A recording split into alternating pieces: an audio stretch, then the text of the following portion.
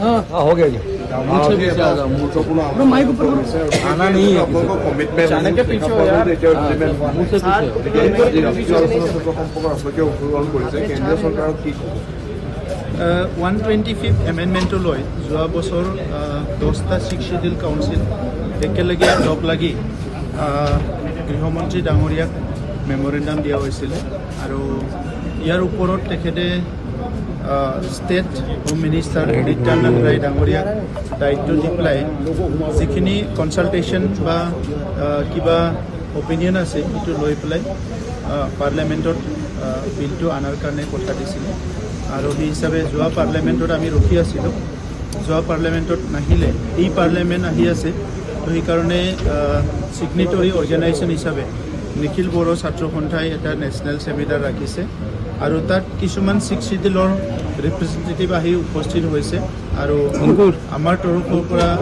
NDP আৰু UPPO বিভিন্ন organisation যিসকলে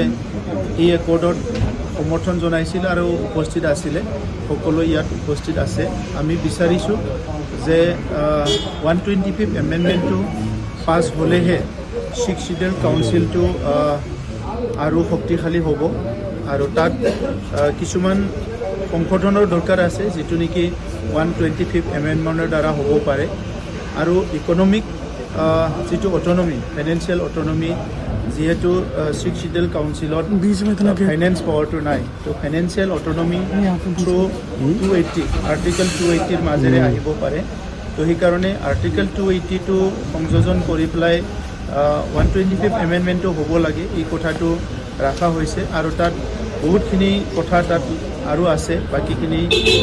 থৰলি 1 by 1 যিটো আনন্দ শৰ্মা কমিটিয়ে ড্ৰাফ্ট কৰিছিলে তাত আপোনালোকে দেখিবলৈ পাব আৰু আনন্দ শৰ্মা কমিটিৰ ড্ৰাফ্টৰ ওপৰতে আৰু কিছুমান যিটো সুঝাও যিটো নেকি এডভাইচ বা ছাজেশ্যন দি পেলাই আমি সকলোৱে 10টা কাউন্সিল চাইন কৰি 2024ত ছাবমিট কৰা মেমৰেণ্ডামৰ আধাৰত আমি প্ৰেছাৰটো বা আমাৰ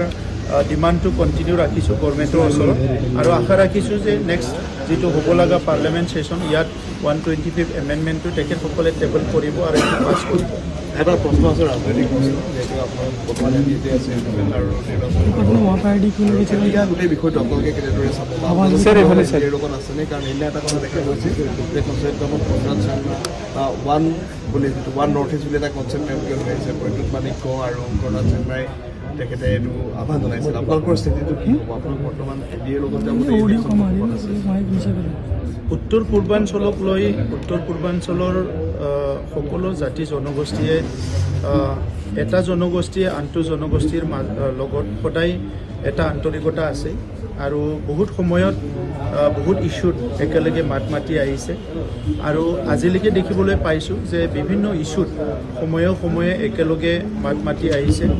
আৰু সেই হিচাপে হ'ব পাৰে কি কনৰাড শৰ্মা ডাঙৰীয়া আৰু যিটো প্ৰদ্যুৎ মাণিক্য তেখেতৰ নেতৃত্বত সিদিনা যিটো ওৱান নৰ্থ ইষ্ট তেখেতসকলে নতুন এটা পলিটিকেল পাৰ্টিৰ বনোৱাৰ ইনিচিয়েটিভ এটা লৈছে মই তেখেতসকলক শুভেচ্ছা জনাইছোঁ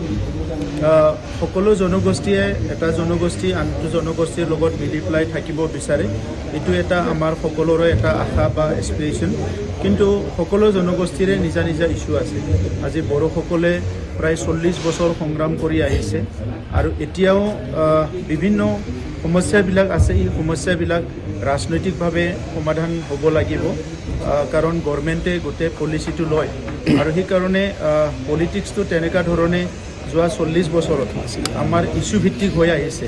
যোন দলে চৰকাৰ নকৰোঁ কিয় তাত ইছ্যু ভিত্তিক হৈ আহিছে আৰু আজিলৈকে আমি তেনেকুৱা পৰিৱেশৰ পৰা 100% উদ্ধাৰ নহয় বা ইয়াৰ পৰা ফ্ৰী নহয় আজিও জাতীয় ইছ্যু আছে জাতীয় সমস্যা আছে জাতীয় কিছুমান আন্দোলনবিলাক সৰু ডাঙৰ চলি আছে তো এই গোটেইবিলাক কথাটো লৈ পলিটিকেল ডিছক'ৰ্চটো বা পলিটিকেল ডিচিশ্যনবিলাক লোৱা হয় তো সেইকাৰণে আজিলৈকে আমি একো তেনেকুৱা ভবা নাই যে এই যিটো ওৱান নৰ্থ ইষ্ট বুলি তেখেতসকলে ইনিচিয়েটিভ লৈছে তাত জইন হ'ম নহ'ম আজিলৈকে ভবা নাই আজি প্ৰায়ৰিটিটো হৈছে যে পাৰ্লিয়ামেণ্টত বিলটো আনিব লাগে আৰু